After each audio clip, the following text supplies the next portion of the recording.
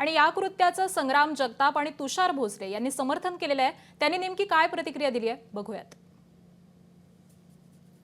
जो पक्ष कुठंच नाही, कशातच नाही, कुणीतरी त्याचा माणूस उठतो, त्यालाही कोणी खात नाही, पण तो उठून डायरेक्ट असा यादी वाचतो जसं काय त्याला कुठला तरी अधिकार, कुणीतरी शासकीय अधिकारी असा का दिला, एखादा कुणीतरी इन्कम टॅक्सचा अधिकारी असेल तर कुठला पोलीस आयुक्त आहे आणि तो गुन्हेगारांची यादी वाचतो। अशा प्रकारे यादी वाचण्याचं काम त्या व्यक्तीने केलं आणि त्यामुळे बाप्पूंनी जे केलं आहे तर बाप्पूंचा आम्ही खऱ्या अर्थानं एक हिंदुत्ववादी कार्यकर्ते म्हणून आम्ही संपूर्ण महाराष्ट्राच्या वतीनं सकल हिंदू समाजाच्या वतीने त्यांचं अभिनंदन करतो की अत्यंत योग्य भूमिका ही बाप्पूंनी बजावली।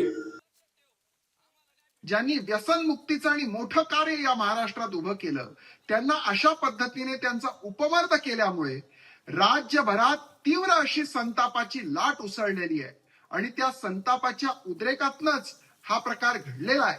माझं या निमित्ताने शरद पवारांना आवाहन आहे की आता तरी तुम्ही तुमच्या बगलबच्च्यांना आवरा आणि या महाराष्ट्राचा आणि महाराष्ट्राच्या पूज्य संतांचा अपमान करणं थांबवा।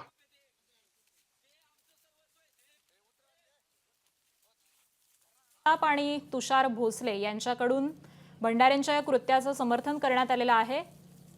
विकास लवांडे यांच्यावरती भंडारे यांच्याकडून शाईफेक करण्यात आलेली होती आणि याच कृत्याचं या दोन्ही नेत्यांकडून समर्थन करण्यात आलंय।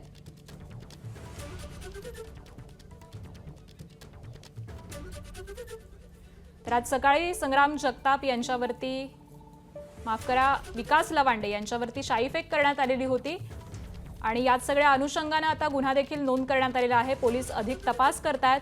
मात्र असं असताना देखील विकास लवांडे यांचं आंदोलन एकीकडे सुरू आहे। पोलीस स्टेशनच्या बाहेर त्यांनी ठिय्या मांडलेला आहे आणि या सगळ्याच 10 ते 15 जणांविरोधामध्ये योग्य तो गुन्हा दाखल होऊन त्यांना अटक करण्यात यावी अशी मागणीही त्यांच्याकडून सातत्याने करण्यात येते। एबीपी माझा, उघडा डोळे बघा नीट।